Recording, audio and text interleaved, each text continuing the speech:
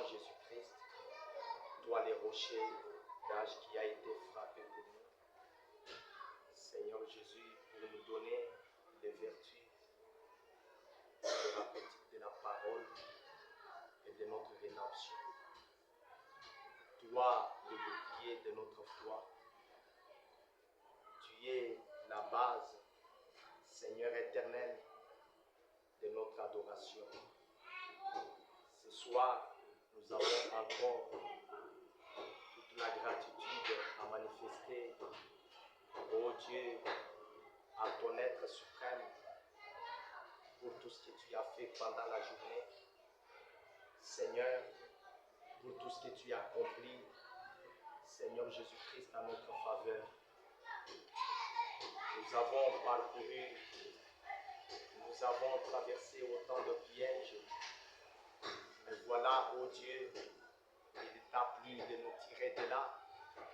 Nous sommes sortis sains et saufs. Que ton nom, que l'honneur et la gloire te reviennent. Que ton nom soit infiniment élevé. Laisse que maintenant, ô Dieu, que nous voulons aborder ta parole. Seigneur Jésus, circoncis nos cœurs et même nos lèvres. Qu'aucune pensée de l'homme, Seigneur, ne sorte, puisque cela donnera la mort. Mais seule la pensée de l'éternité nous attirera dans ta présence. Où est ta parole? Où est ton serviteur? Bénis l'auditoire. Hâte les pas de ceux qui sont en cours de chemin. Laisse que tous ensemble, nous soyons ainsi d'un même cœur, d'un même esprit, d'une même âme. Oui, Père éternel, c'est cela qui attirera le Saint-Esprit à descendre au milieu de nous.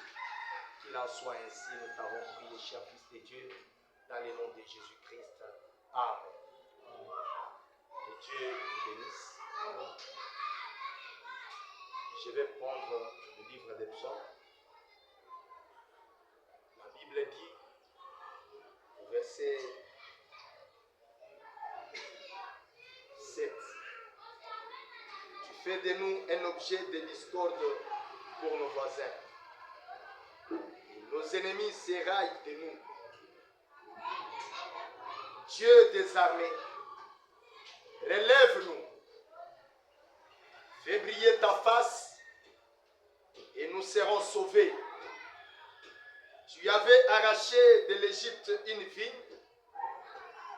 Tu as chassé des nations et tu l'as plantée. Tu as fait place devant elle. Il a jeté des racines et rempli la terre. Les montagnes étaient couvertes de son ombre. Et ses rameaux étaient comme des cèdres de Dieu. Il étendait ses branches jusqu'à la mer et ses rejetons jusqu'au fleuve. Pourquoi as-tu rompu ces clôtures,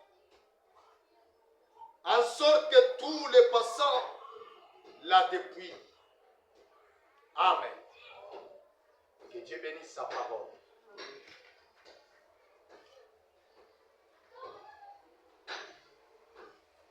Ce soir, je voudrais parler quelque chose que le prophète aussi a parlé. S'agissant de notre objectif. Et c'est la chose même qui attire le croyant. Est-il que nous sommes dans un temps où tout est incertain? Il y a la décadence partout, la déchéance partout, et la force du mal agit plus vite. Et nous avons demandé à Dieu de nous positionner dans sa parole. Ainsi, concernant ce que Dieu veut faire avec nous, il a besoin des hommes, il a besoin de femmes ou d'une église bien positionnée. Ainsi, dans cette vie, comme nous le disions mercredi, chacun a besoin de quelque chose sur lequel s'appuyer.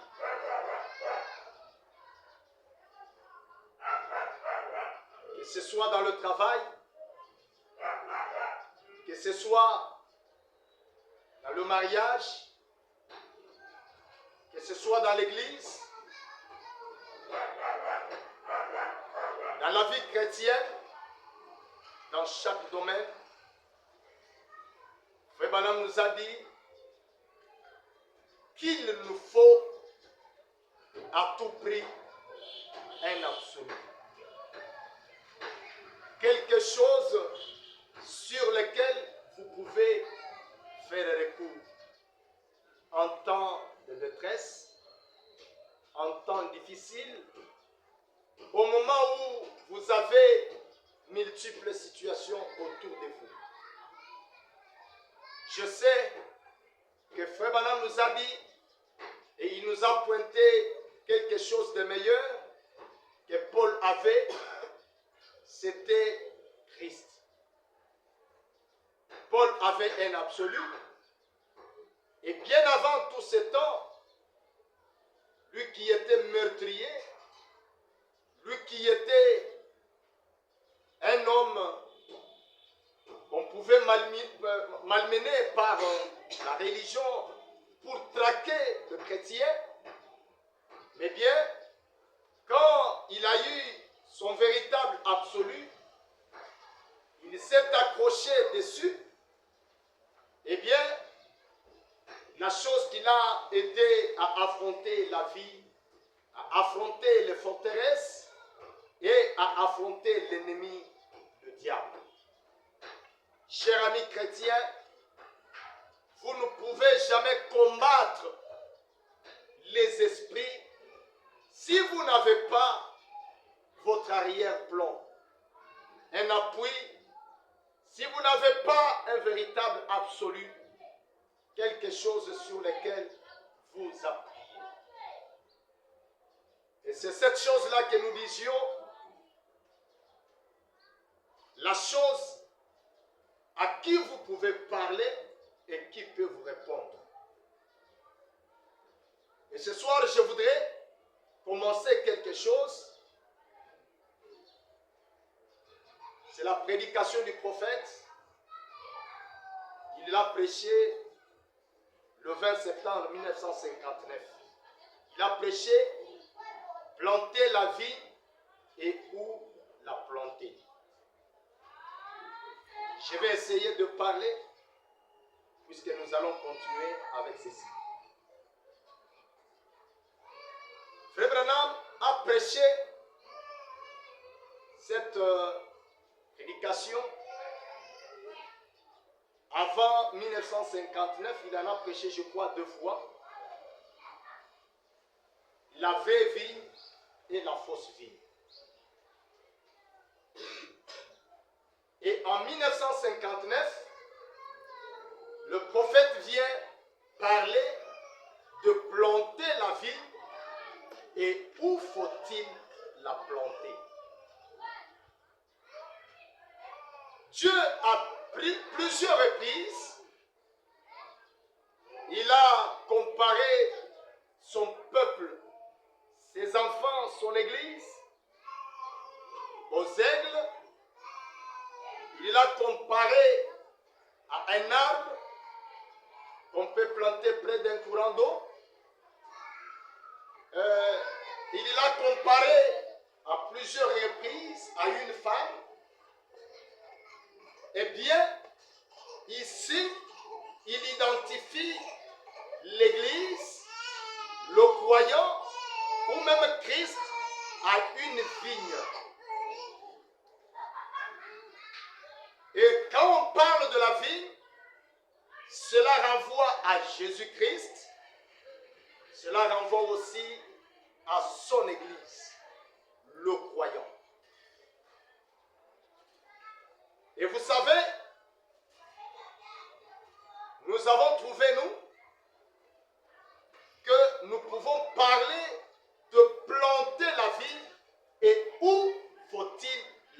planter.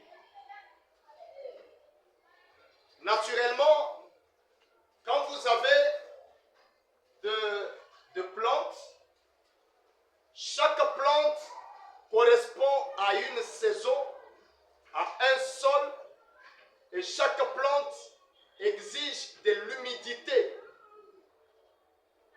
Vous ne pouvez jamais prendre une plante d'une quelconque saison, d'une quelconque température, et aller la planter n'importe où, dans n'importe quel sol non plus.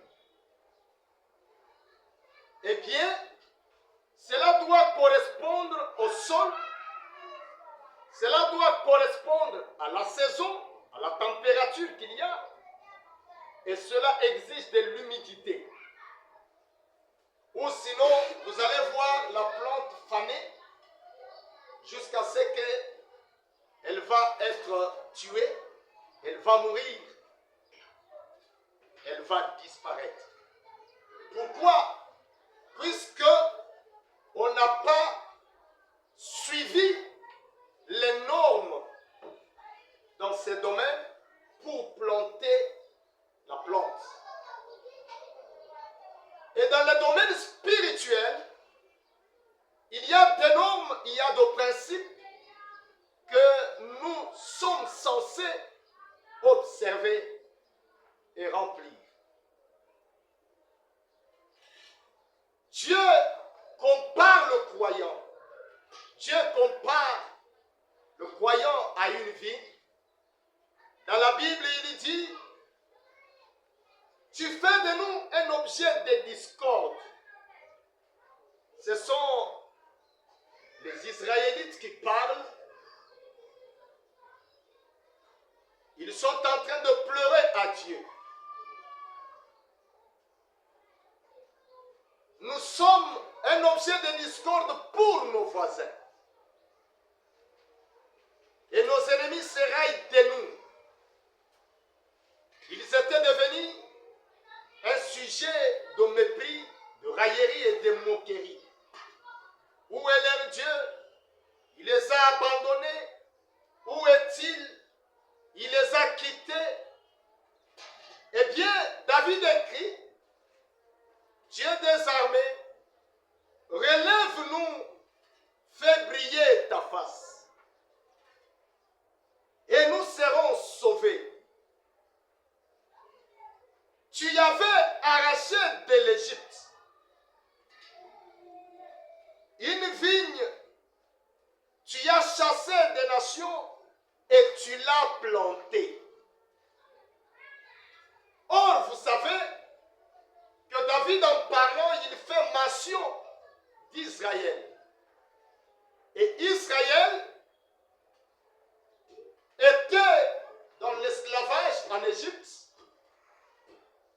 Là, ils étaient le peuple de Dieu.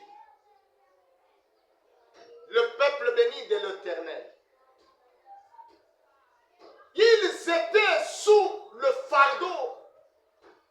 Ils étaient sous les corvées de Pharaon. Ils ont enduré des lourdes souffrances. Mais, néanmoins, Israël était la vigne de Dieu. Et je crois, la vigne, c'est une plante qui rampe, qui produit des raisins ou de bail, comment, je ne sais pas comment on les appelle ici, de raisins. Ce sont là les fruits de la vigne. Et David compare Israël, identifie Israël à une vigne arrachée. Et ce qui est arraché, c'est quelque chose qui est à un endroit, c'est quelque chose qui est attaché à quelque chose d'autre, et on vient le détacher pour le mettre à un autre endroit ou le rattacher à quelque chose d'autre. David dit, Israël était une vigne arrachée en Égypte. Et Dieu l'a plantée. Suivez bien la Bible. Elle précise qu'elle l'a plantée là où il a chassé des nations. Dieu vient, il chasse ceux qui occupaient l'endroit. Il prend la vigne qu'il a arrachée de l'Égypte. Israël, son peuple, pour faire quoi? Pour la planter à l'endroit qu'il a prévu.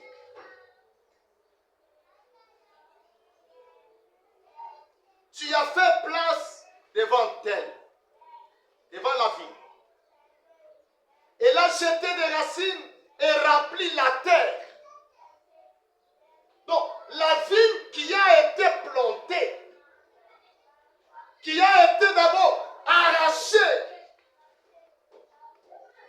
elle est plantée à un bon endroit. Suivez-moi. Et de là, elle a commencé à mettre ses racines par toute la terre. Naturellement, quand vous allez dans l'histoire, vous allez trouver que Israël,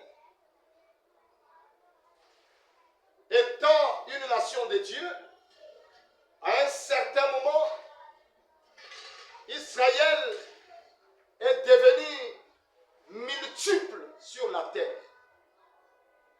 Une grande nation et qui fait plus loi sur la terre. Puisque ça a été le peuple de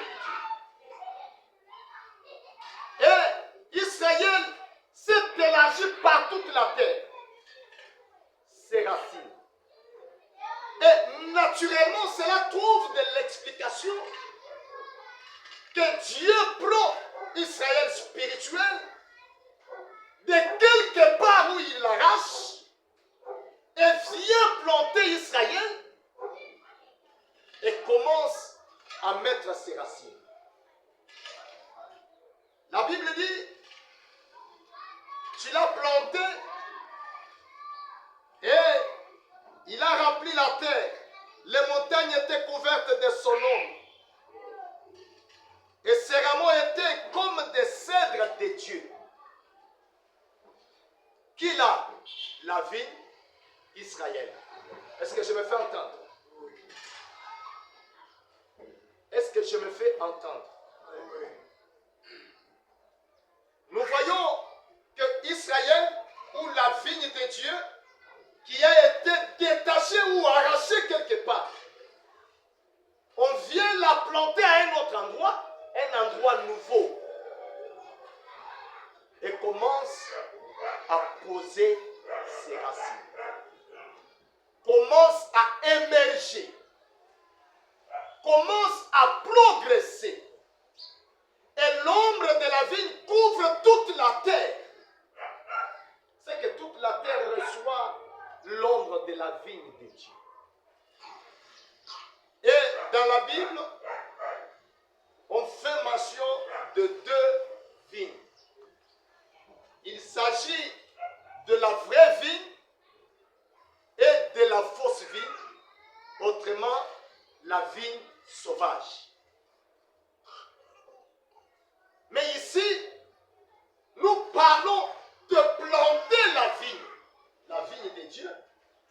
Et où faut-il la planter? Quand je parle de la vigne, quand Frère Branham parle de la vigne, il ne parle pas d'une simple plante. C'est juste une illustration à ce que cela représente pour nous croyants, que vous êtes et que je suis. En tant que membre dans le corps mystique de Christ. Regardez dans Psaume chapitre 1er. C'est un chapitre que tout le monde connaît et peut réciter par cœur. Il est dit là-bas, heureux l'homme homme qui ne marche pas selon les conseils des méchants, qui ne s'arrête pas sur la voie des pécheurs et qui ne s'assied pas en compagnie des moqueurs, mais qui trouve son plaisir dans la loi de l'Éternel et qui la médite jour et nuit. Il est comme un arbre planté près d'un courant d'eau, qui donne son fruit en sa saison, et dont le feuillage ne se flétrit point. Tout ce qu'il fait lui réussit.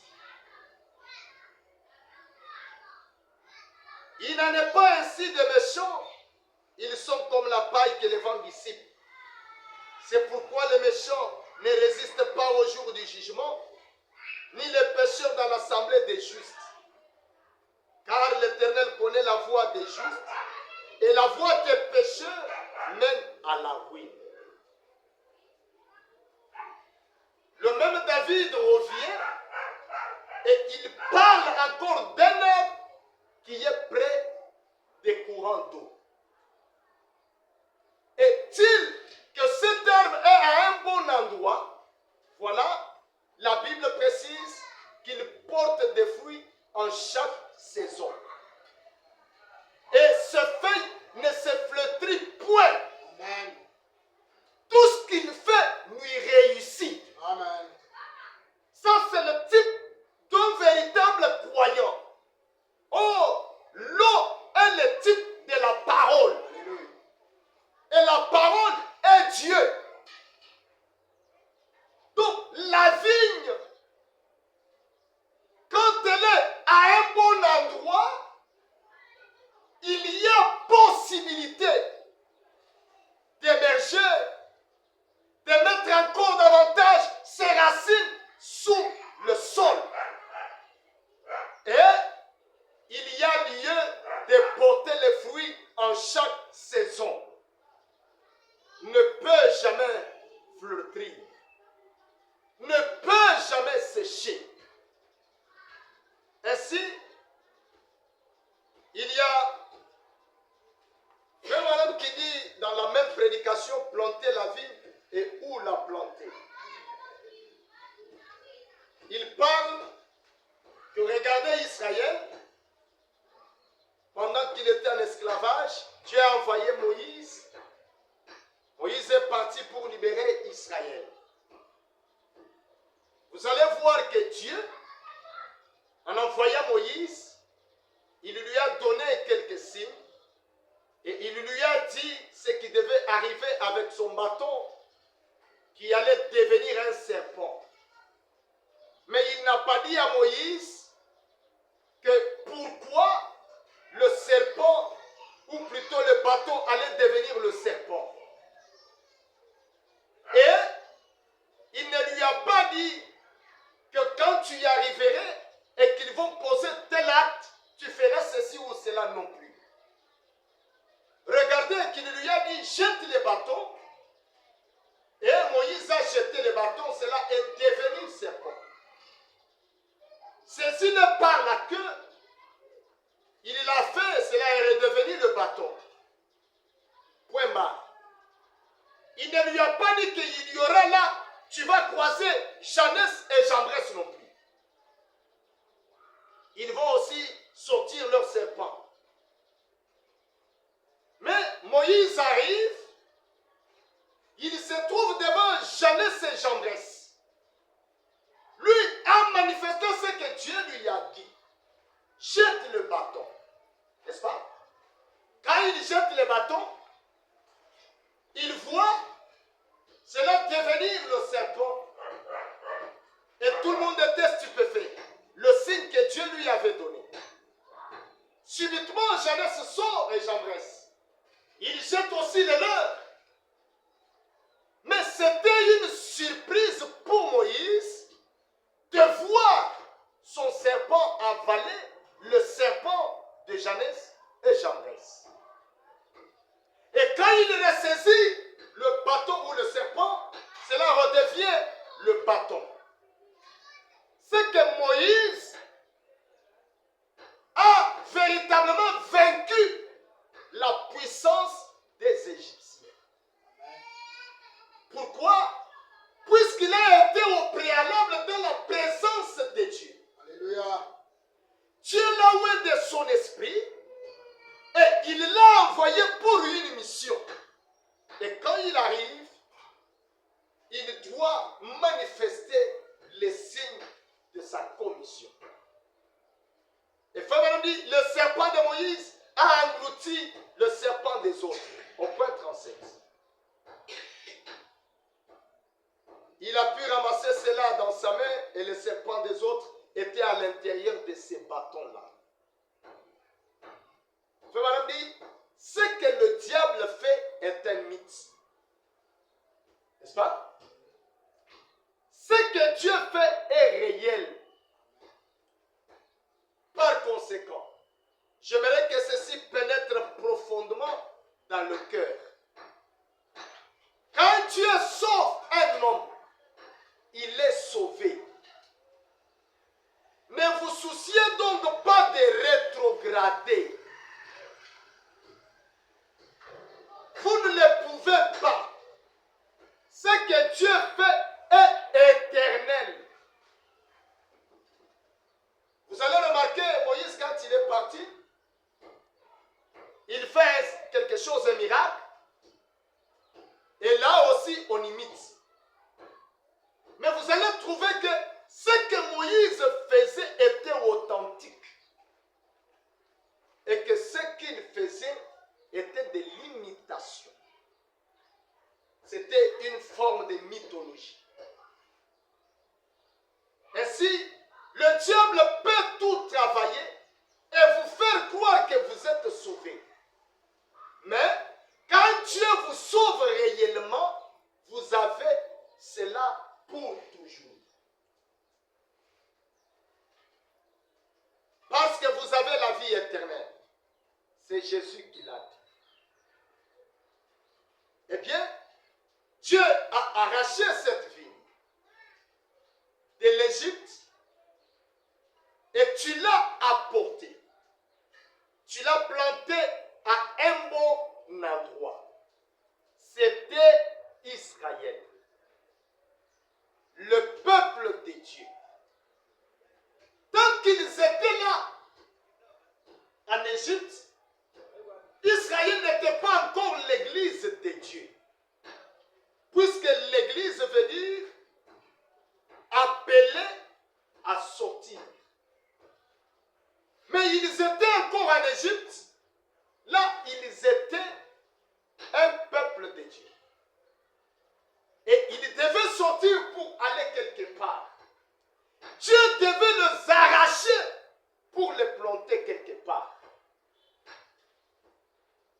Eh bien, Dieu les a apportés.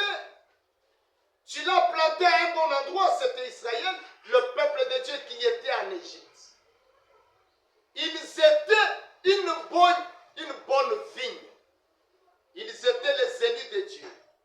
Mais si une bonne vigne n'est pas plantée dans un bon sol, elle ne produira pas de bons fruits. Est-ce que vous comprenez? Ça dépend de là où la vigne est plantée.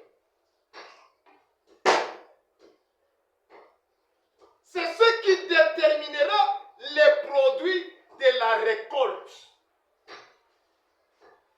Frère Branham me dit que ça dépend de l'endroit où la vigne est plantée qui va déterminer le produit de la récolte.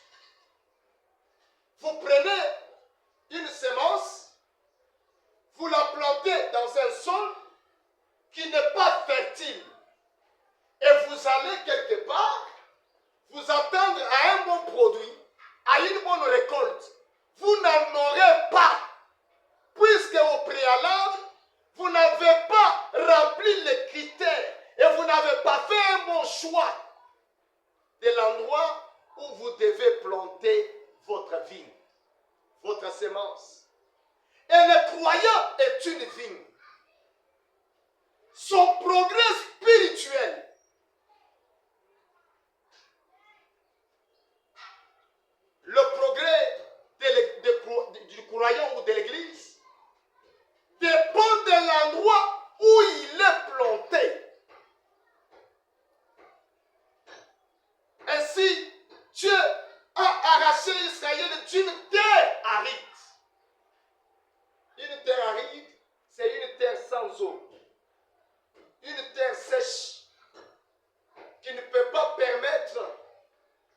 vigne de porter les fruits, de progresser, de s'épanouir, de mettre encore davantage ses racines. Or, le croyant, il doit mettre ses racines plus dans la foi pour être stable, pour être solide, pour être imperturbable devant les tempêtes de la vie. Mais quand le croyant, qui est la vigne de Dieu, n'est pas planté à un bon endroit, conséquence, il n'aura pas de bons fruits. Il n'aura pas la bonne récolte. Frère Branham dit, c'est comme aujourd'hui. Nous avons dans le pays beaucoup de femmes, ou plutôt de fermes, et merveilleux croyants. Au point 46. Et ils sont entremêlés. Ils sont comment? C'est que quand on dit entremêlés, c'est-à-dire des hommes et des... Donc, nous sommes mélangés. Nous sommes mélangés. Donc on ne sait pas qui est de Dieu et qui n'est pas de Dieu. On ne sait pas qui est rempli du Saint-Esprit et qui n'est pas rempli du Saint-Esprit. On ne sait pas qui est appelé par Dieu et qui n'est pas appelé. Qui est élu et qui n'est pas élu. Mais nous sommes tous entremêlés. Frère Branham dit, entremêlés dans toutes ces églises dénominationnelles. J'aimerais que vous puissiez écouter ceci.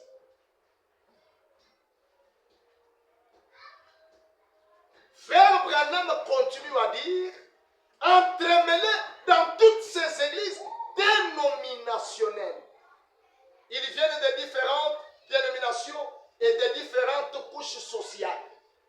Celui-ci vient du Congo, celui-ci vient de l'Égypte, celui-ci vient des États-Unis, celui-ci vient de Kimba, celui-ci est de telle église, celui-ci est catholique, celui-ci est presbytérien. Nous sommes tous entremêlés. Vrai ou faux? Maintenant, Frère Branham dit,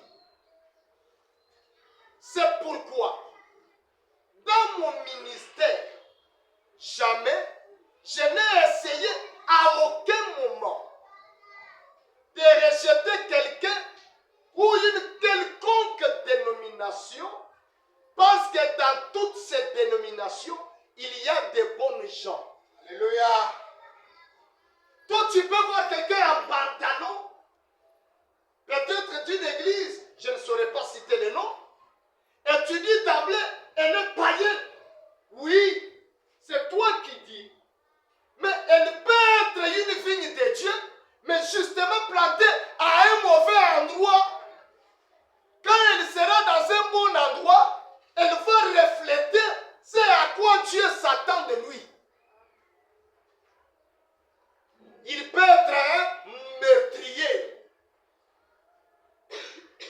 Il peut être d'une nature dure, de fer. Mais écoutez, ne les qualifie pas comme étant des Satan. Justement, les gens sont entremêlés. Mais ceux de Dieu, ils ne sont pas encore à un bon endroit. Ils sont parsemés. Il est allé tomber dans telle église. Il est allé tomber dans telle dénomination. Il est allé tomber dans tel tabernacle.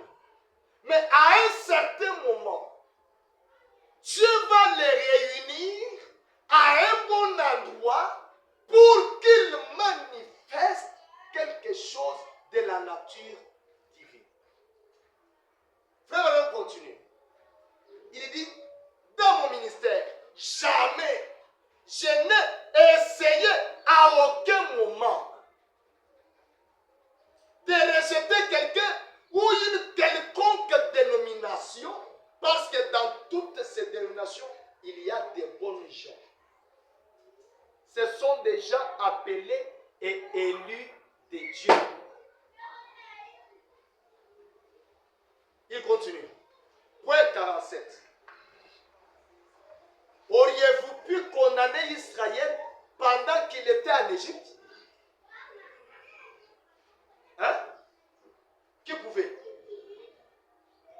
arrive, Israël, il est mauvais.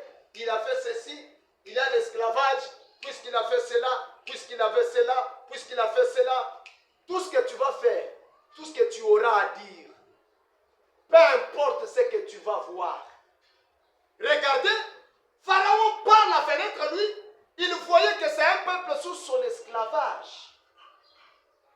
Mais il y avait un autre qui avait l'œil spirituel, c'était Moïse. Lui, il voyait un peuple béni de l'Éternel, appelé par Dieu. Et il avait la révélation que ce peuple ne restera pas toujours en Égypte. Alléluia.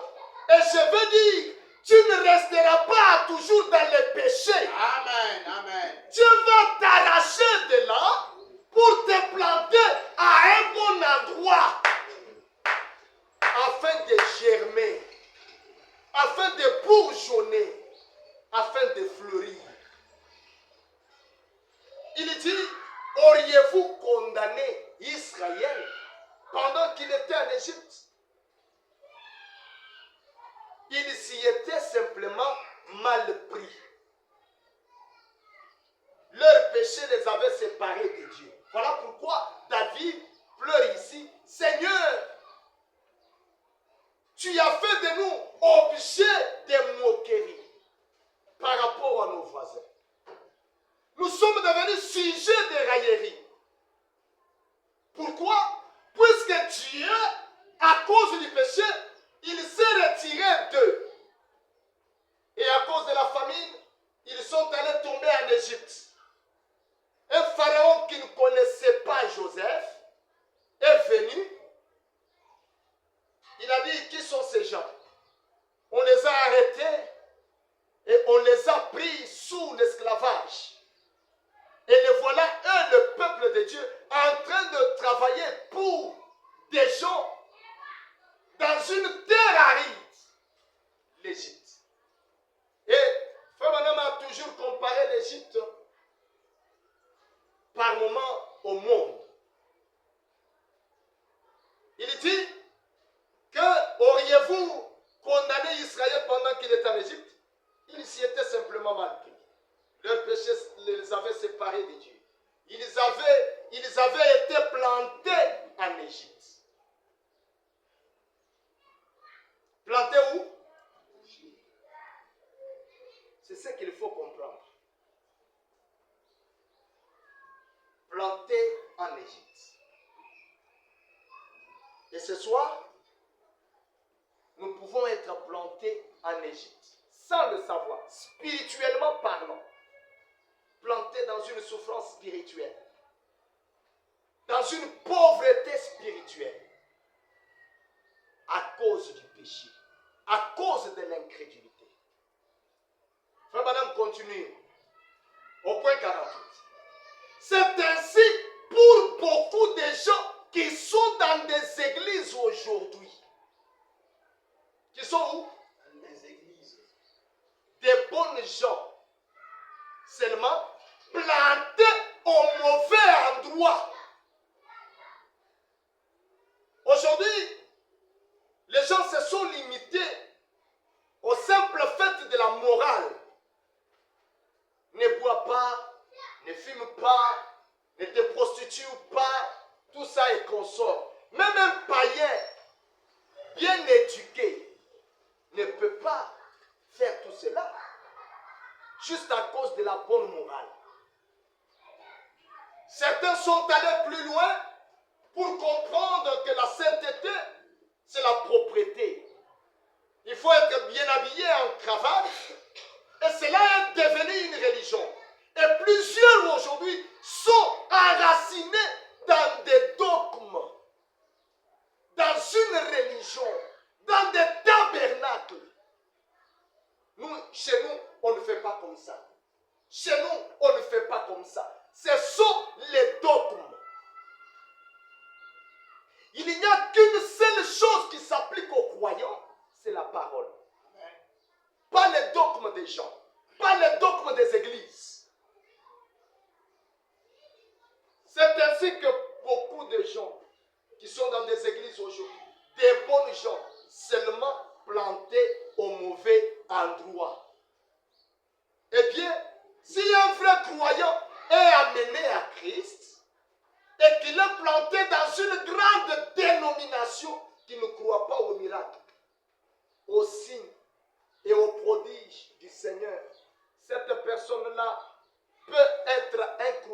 authentique, soit un catholique, soit un baptiste, un presbytérien, un témoin de Jéhovah ou quelque chose d'autre. Ce n'est pas moi qui dis, c'est fait, madame. Un enfant de Dieu, ayant le germe de Dieu en lui. Mais il est allé tomber où? Dans les témoins de Jéhovah. Il est allé tomber où? Chez les catholiques. Il est allé tomber où? Chez les presbytériens. Ne soyez pas pressés à les condamner. Il peut se retrouver devant un dogme de cette église-là. Mais tôt ou tard, Dieu doit l'arracher pour le planter au bon endroit. Et nous devons connaître cet endroit-là. Voilà pourquoi Frère dit, planter la vie, et où faut-il la planter? Tu peux prendre la vie et aller la planter quelque part. Ça ne vous donnera pas de bons fruits. Au moment de la récolte, tu n'auras pas de bons fruits.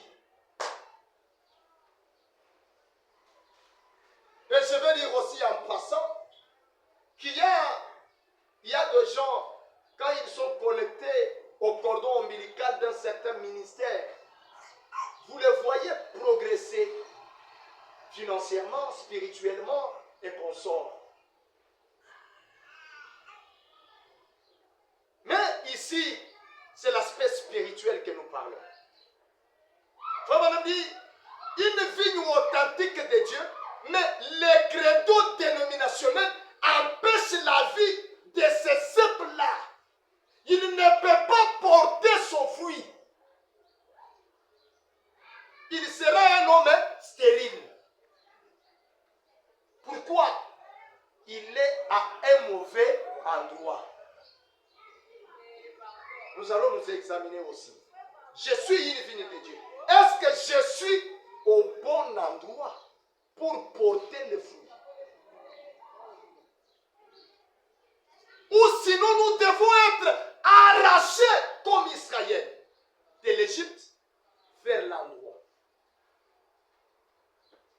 Pour faire quoi? Produire les fruits de l'esprit. Et généralement, point 49, le fruit qui est produit par un cep, qui est rabougri ou qui n'est pas dans un bon sol, c'est du mauvais fruit. Il sortira comme des pommes nouées, rongées par des vers.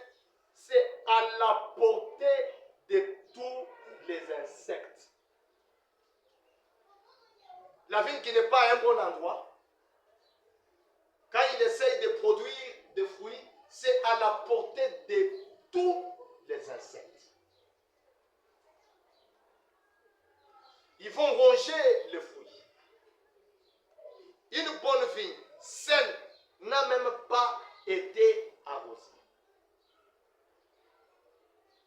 Elle est assez saine pour repousser tous ses ennemis. Frère Branham me dit, une bonne vigne saine à un bon endroit n'a même pas à être arrosée. Donc, quand vous l'avez plantée à un bon endroit, la terre a de l'humidité. La vigne va germer.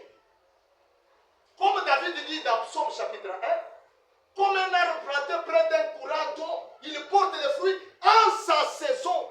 Et ce feuillage ne se flétrit point. Tout ce qu'il fait, lui, réussit. Mais quand vous allez planter dans une terre aride, sèche, vous devenez vous-même esclave. Vous devez toujours aller arroser. Le matin, le soir, vous venez encore arroser. Chaque temps, vous êtes obligé d'arroser. Et un véritable croyant, il ne doit pas être dorloté. Un véritable croyant, devant la parole, il s'identifie. Il devient la parole. Voilà pourquoi nous devons être plantés au bon endroit. Frère Branham ami, c'est pareil pour un chrétien né de nouveau. On n'a pas à l'asperger tout le temps. Mon frère, viens un peu à l'église. Mon frère, tu vois, tu peux pardonner ton frère. Il a mal agi. Vous parlez 4 heures durant pour qu'un frère pardonne son frère. Sachez qu'il n'est pas né de nouveau. Puisque selon la Bible, combien dois-je pardonner mon frère? On a dit comment dans la Bible? 47 ou 49 fois. N'est-ce pas par jour? Mais maintenant, si toi pour une seule fois, il vous est difficile de pardonner, vous n'êtes pas. Ça, c'est ça que je fais maintenant. C'est pareil pour un chrétien né de nouveau. On n'a pas à l'asperger tout le temps. Le tapoter au dos spirituellement, il est assez en bonne santé pour rejeter tous les scandales du monde. Chaque scandale, un fils de Dieu né de nouveau, il les rejette. Non, vous ne devez pas être à côté du pasteur pour savoir que ça c'est le péché. Tu ne dois pas mentir, tu ne dois pas faire ça. Non, tout ce qui est scandale du monde, un fils de Dieu, la véritable vigne, est en mesure de faire quoi? Les rejeter. Il continue. Il vit de la vraie nourriture. Parfois, un arbre qui est, ou une plante qui est dans des lieux déserts et qui n'a pas assez d'humidité. Est-ce que je parle à l'église ce soir? Oh ouais. Qui n'a pas assez d'humidité. Produit des petits fruits noués. Et ça n'aura pas l'air du fruit qui devrait provenir de la vigne.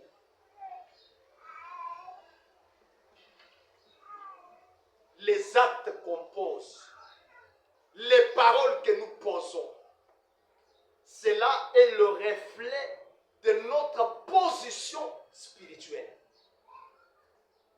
Les paroles que nous prononçons, la vie que nous menons, est fonction de notre position spirituelle. Donc on ne doit pas se lamenter. On doit connaître quand quelqu'un qui est né de nouveau, il reçoit la parole. Et quand quelqu'un n'est pas de nouveau, il a difficile à recevoir la parole. Et Frère Branham continue. Il dit, les fruits d'un arbre qui est dans des milieux déserts, où il n'y a pas d'humidité, produit des petits fruits noués.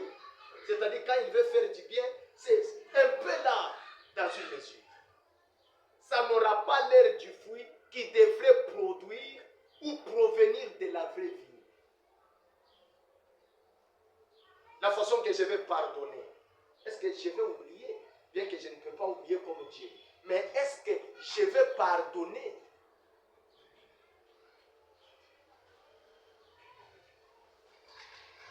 Est-ce que je vais véritablement confesser? Pas quelqu'un qui veut confesser, mais avec trop de malignité dedans. Donc vous trouvez que ce n'est pas la vie de la véritable vigne. Mon frère, ma soeur, c'est ce qui se passe avec des églises aujourd'hui. C'est Frère Branham. Le pécheur vient après avoir été peut-être à la maison, convaincu. Comment? Convaincu. Il se met à lire sa Bible et il fréquente une église. Au lieu de trouver des grandes et délicieuses pommes, quelqu'un quitte dans des bars là, il dit je vais aller à l'agneau tabernacle. Dans cette église-là, peut-être mon problème, peut-être ma situation, je vais croiser Dieu. Quand il vient là, il s'attend à voir des bonnes pommes, des bons fruits. Peut-être l'amour, il n'y a pas de critique, il n'y a pas de médisance, il n'y a pas de moquerie, il n'y a pas de raillerie, il n'y a pas de ceci, tout ce qui est du monde là. Il vient à l'église, il trouve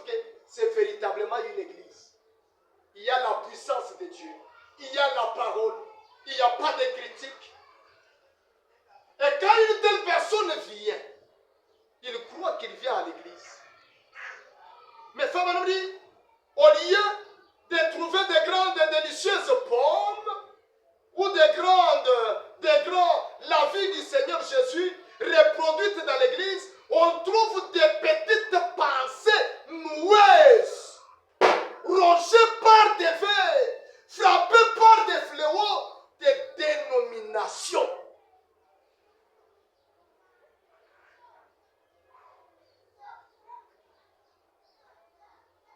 Quelqu'un vient là, il trouve des petites pensées fabriquées. Des pasteurs, des prédicateurs, des croyants, nous sommes ceci, nous sommes cela, et consorts. Des pensées noueuses, rongées par des vers, frappées par des fléaux de dénomination. Nous les baptistes, nous avons la chose. Les autres n'ont rien à faire avec ça. Nous les méthodistes, nous avons la chose. Les bras de Dieu s'étendent d'une mer à une autre, des rivages à un autre. Ils peuvent sauver jusqu'aux extrémités. Mais c'est ce que nous trouvons dans ces lieux que nous fréquentons.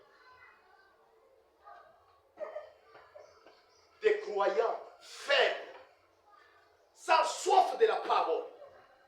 Pourquoi? Ils sont plantés à un mauvais endroit. Ils n'ont pas de chaleur. Il faut qu'on lui amène la chaleur. Quand vous plantez là, une terre sèche, ne vous attendez pas à ce que votre plante puisse bourgeonner. C'est ça le problème de notre pays. Il va même plus loin pour voir que même les pays ont le même problème. C'est ça le problème de nos églises. Les gens n'ont pas de joie. Regardez David. Un jour, il était un homme joyeux. Mais à cause de son péché, il est tombé. Il a rétrogradé. Et le voilà en train de prier. Oh Seigneur, redonne-moi la joie du salut.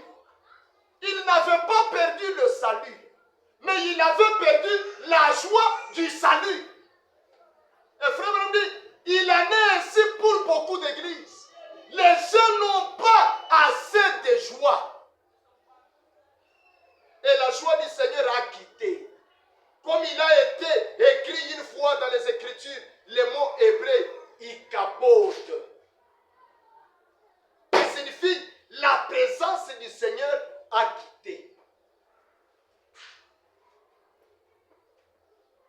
Est-ce que je parle aux croyants?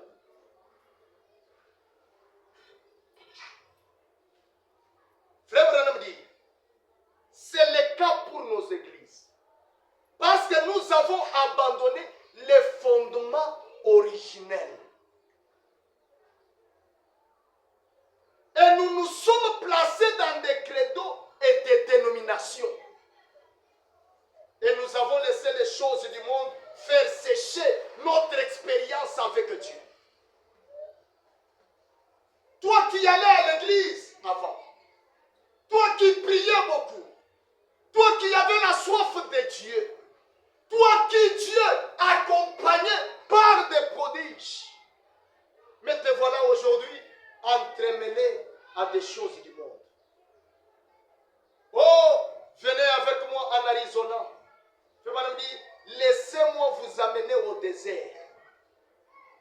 Suivez ça. Où je me suis promené pendant plusieurs années. Tout au désert porte des épines. Frère Branham dit, tout au désert porte quoi? Vous savez où proviennent ces épines-là?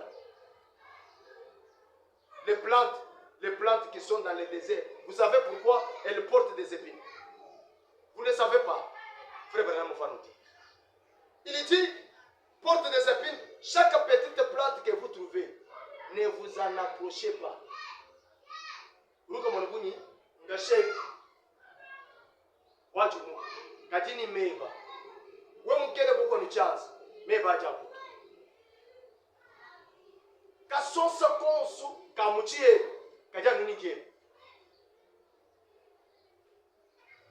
We don't know if we get a good God did you good. Ok, les chances de Chikachu. Frère, ne vous en approchez pas. Souvenez-vous, la plante représente quoi? Le croyant. La vigne représente quoi? Le croyant. Parle du Seigneur Jésus-Christ. Frère Branham dit, ça vous piquera. Cela a toujours des épines dressées. Non. Elle est toujours en position de piquer. Vous n'allez jamais trouver les épines de cette plante-là inclinées un jour. Non, non. Lui, il est toujours en position d'attaquer, de réagir. Frère Branham dit, prête à piquer tout ce qui s'en approche. Qu'y a-t-il? Qu'est-ce qui fait que de cela une épine? C'est parce que cela n'a pas eu d'eau. Cela n'a pas eu. Il n'y a pas d'eau. Il n'y a pas la parole. Un homme qui n'a pas la parole en lui, il aura quoi? Rien que ce qui est du monde. Et si vous avez la parole, je ne parle pas de maîtriser les citations, il a dit la parole. Non, non. Quand vous avez la parole, vous vivez la parole. Et l'eau est le type de la parole. Frère Brandy, tout ça à cause et par manque d'eau. C'est ce qui a séché cela. Cette épine-là, c'est une feuille enroulée. C'est une plante qui s'est soulevée avec des feuilles, mais par manque d'eau, ce qui était la feuille là, s'est enroulé un peu là et c'est devenu une épine. Au point que quand vous vous en approchez, ça vous pique. Donc ce qui était tendre, un caractère tendre, mais par manque de la parole, par manque de la présence de Dieu, quand vous devenez Ichabod, vous devenez piquant. Vous devenez piquant. Puisque vous n'êtes pas dans la présence de Dieu. Mon frère, tu vois ici, déclare. Ma soeur, tu vois, toujours des réactions négatives. Or, la Bible dit en proverbe, une bonne réponse calme la fureur. Une bonne réponse calme la fureur.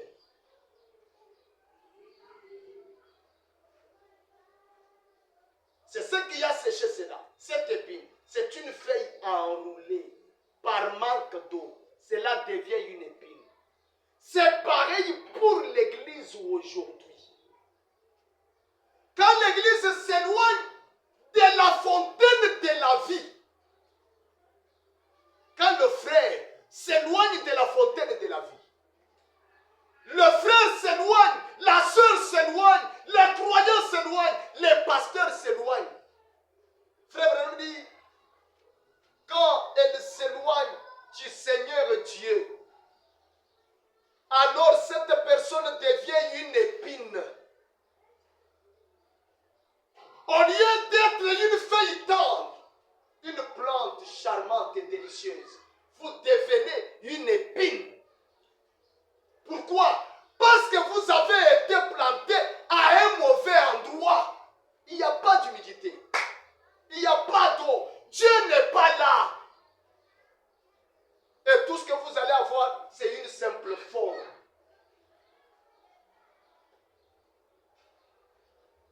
Frère Branham dit, eh bien, quand elle s'éloigne, alors cette personne devient une épine. Il trouve toujours une faute.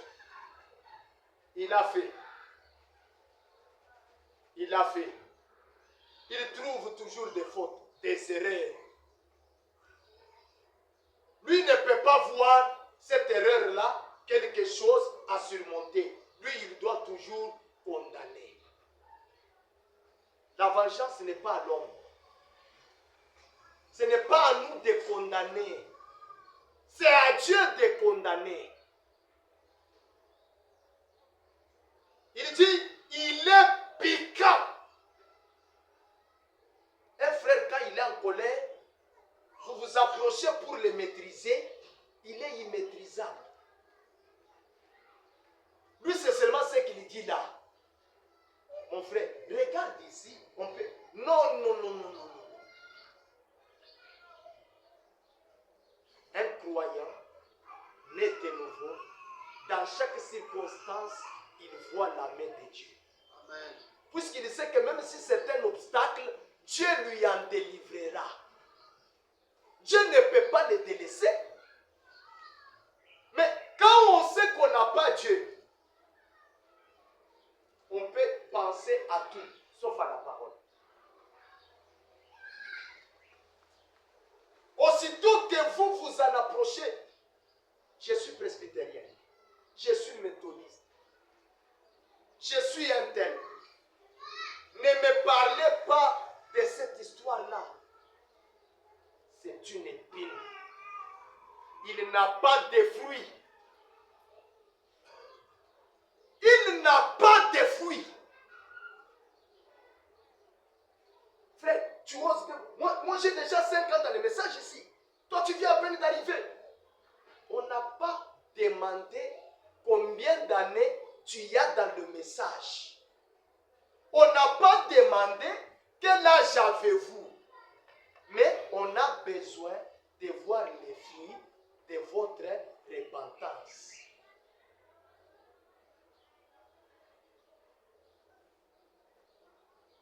Soyez d'abord arrachés. Je dois être arraché et planté au bon endroit. Et quand vous êtes à un bon endroit, c'est l'endroit là qui va impacter votre mode d'habillement. C'est l'endroit là qui doit impacter votre langage. C'est cet endroit là qui doit impacter votre nature, votre comportement. N'ayez pas un langage piquant, puisque le langage piquant, c'est un langage du désert.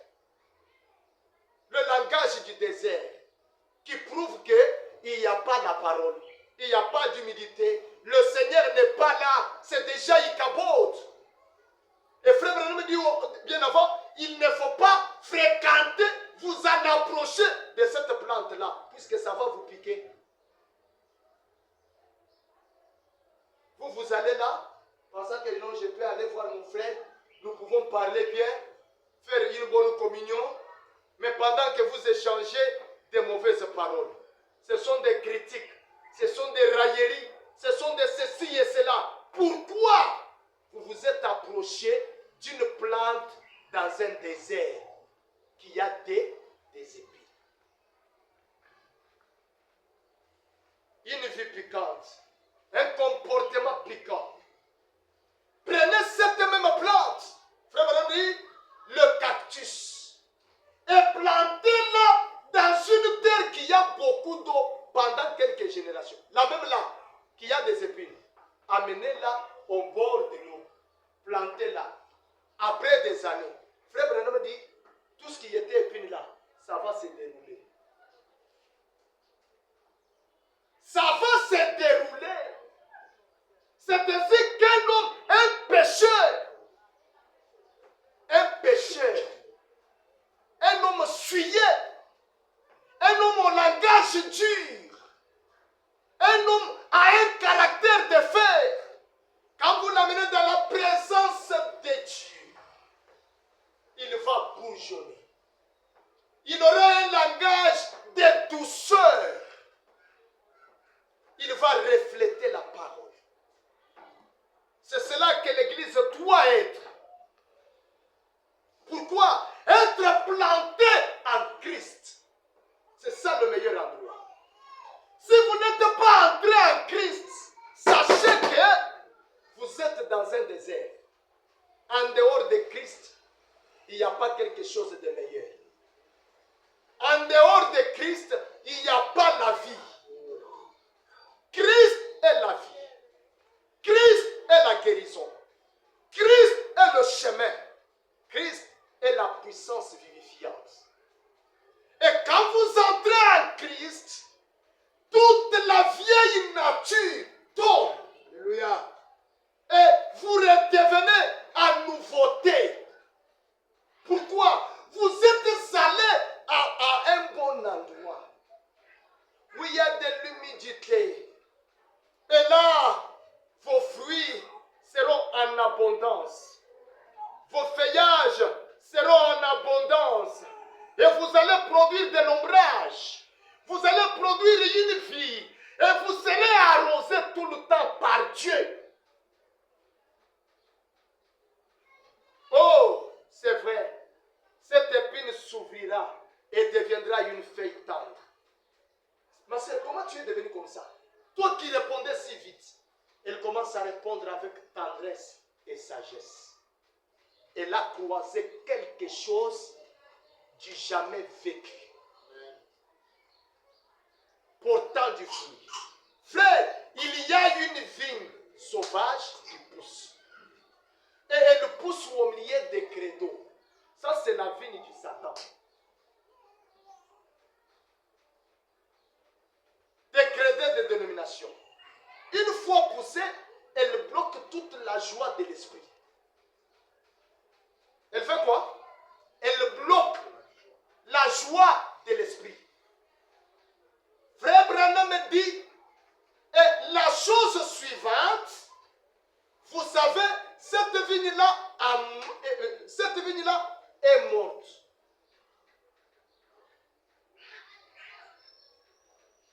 Mais Dieu est déterminé à ce que sa vigne ne meure pas. Dieu est déterminé à ce que sa vigne à lui ne meure pas. Ainsi, il l'a arraché du milieu de ses créneaux. Et il l'a rempli du Saint-Esprit. Et il descend au nom de Jésus-Christ. Là, cette église peut tressaillir, vivre, se réjouir, ressentir la présence du Dieu vivant. Il y a des cœurs, peu importe qu'on peut prêcher, son cœur ne peut jamais être touché par la parole. Jamais. Lui, quand il va à l'église, il est en train de prendre les fautes d'orthographe. Il va à l'église, il est en train de voir comment les autres sont habillés. Celui-ci est mal habillé. Celui-ci a mal agi. Celui-ci a fait ceci et cela. Non, on vient à l'église pour nous exposer nous-mêmes au rayon du soleil de Dieu. Afin que Dieu brille sur nous. Et plus Dieu brille sur nous, plus la vieille nature tombe. Et quand cela tombe, nous devenons agréables à Dieu. Et quand Dieu nous agrée dans sa présence, et moi, et Dieu, nous devenons unis, une seule et même chose. Et nous possédons une seule nature, une seule vie. Que le Seigneur Dieu vous bénisse. Être planté à un bon endroit. Être planté en Christ. C'est là que nous devons être plantés. Pour ainsi porter le fruit digne de l'Esprit. Pour manifester véritablement la nature du Père. Les logos. Eh bien, vous savez, l'église aujourd'hui ne doit pas être plantée dans le système des églises. Dans les credos. L'église, le croyant qui est appelé à sortir du système des églises, il doit être planté dans la pierre fêtière, dans la nuée de gloire, dans la super onction, là où vous n'aurez jamais le pharaon qui aura le fouet sur votre dos, là où vous ne serez jamais un esclave, là où vous n'aurez jamais à exécuter la volonté de quelqu'un. Vous aurez à exécuter la volonté du Père. Amen. Être planté au bon endroit. que Dieu